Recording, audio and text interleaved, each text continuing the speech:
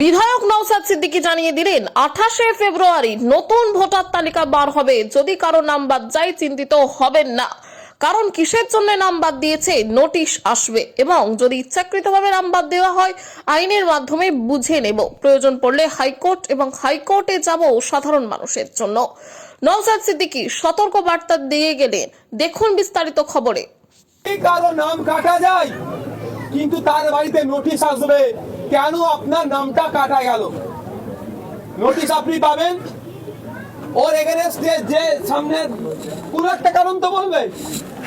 ধরুন যদি বলে আপনি এখানকারের ভোটার লিস্টে আপনার ম্যাচ করছেন, আমি বলছি কি কারণ তো বলতে পারছি না আমি, সেই উত্তর তো আপনার কাছে আছে।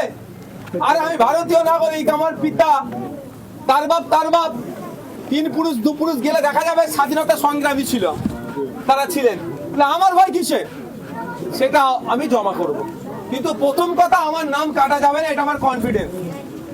না আমাকে ডেকেছিল, যা যা ডকুমেন্ট সাবমিট করতে বলেছে আমি সেই ডকুমেন্ট সাবমিট করেছি, তার রিসিভ কপি তো আমাদের কাছে আছে ভাই। হিয়ারিং এ যাদেরকে ডাক পড়েছিল সেটা নিয়ে চ্যালেঞ্জ হবে, আইনি লড়াই হবে। কিন্তু তার আগে আপনার দুটো স্টেপ সুযোগ পাচ্ছেন। একটা হচ্ছে ফার্স্ট অ্যাপিল ডিস্ট্রিক্টে, সেকেন্ড অ্যাপিল হবে আপনার সিও দপ্তরে। দুটো অ্যাপিলের জায়গা পাবেন। আতঙ্কিত হলে যে কাগজের জন্য আপনাকে রিজেক্ট করেছেন হয়তো সেই কাগজ আপনার বাড়িতে আছে, আপনি সেটা আতঙ্কে থাকলে খুঁজে পাবেন না। অনুরোধ করছি এর ওর কথায় উত্তেজিত হবেন না। আমরা নির্দেশনা দেবো, প্রয়োজনে আমরা রাস্তায় বসতে হবে। এই নাম যদি কারো অনৈতিক ভাবে কাটে প্রয়োজনে বিডিও অফিসে যেতে হবে, প্রয়োজনে কলকাতা সিএ অফিসে যেতে হবে। সবটাই নির্দেশনা আপনাদের দেবো, আপনারা প্রস্তুত থাকুন। 28 তারিখে নাম ঘোষণা হবে। 28 তারিখ সন্ধ্যাবেলা আমরা কি বার্তা দিচ্ছি আপনাদেরকে মাথায় থাকবে তো নাকি? এও ডাকতে চলে যাবেন না একদম। একটা আমি উদাহরণ দিচ্ছি কেন বারণ করছি, এও ডাকলে চলে যাবেন না।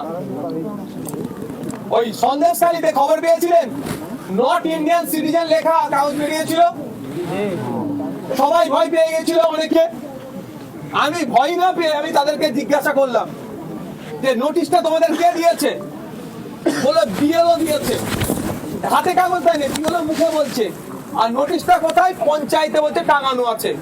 আমি তাদেরকে ডেকে কথা বলে ইলেকশন কমিশনের অফিসে গিয়েছিলাম। ইলেকশন কমিশনের অফিসে গিয়ে প্রশ্ন করেছি আমি সিও স্যারকে যে আপনার রাইট আছে, আপনার অধিকার আছে যে ভারতীয় কি ভারতীয় নয় এর সার্টিফিকেট দেওয়া। বলছে না আমার নাই, কারণ ওটা ওনার এখতিয়ারের মধ্যে পড়েনি। আমি ইলেকশন কমিশনের অফিসে গিয়ে যদি বলি আমার এখানে পানীয় জলের জন্য একটা কলের দরকার, ওকে দিতে পারবে? আমি যদি বলি নরমালিতে সুপার স্পেশালিটি হসপিটাল বানিয়ে দিতে পারবে, ইলেকশন কমিশন কি দিতে পারবে? না 4টে বাস বাড়িয়ে দাও, দিতে পারবে কি? এটা ওনার কাজ নয়। যেমন এই হসপিটাল, স্কুল, রাস্তাঘাট, কল তৈরি করা ইলেকশন কমিশনের কাজ নয়, একইভাবে কে ভারতীয় নয় কে ভারতীয় এই ভাগ করার দায়িত্ব ওদের নয়। এটা ministry of home affairs central গভর্নমেন্টের আন্ডারে পড়ছে, তার কাজ। কিন্তু ওই লিস্টটা কারা টাঙিয়েছে?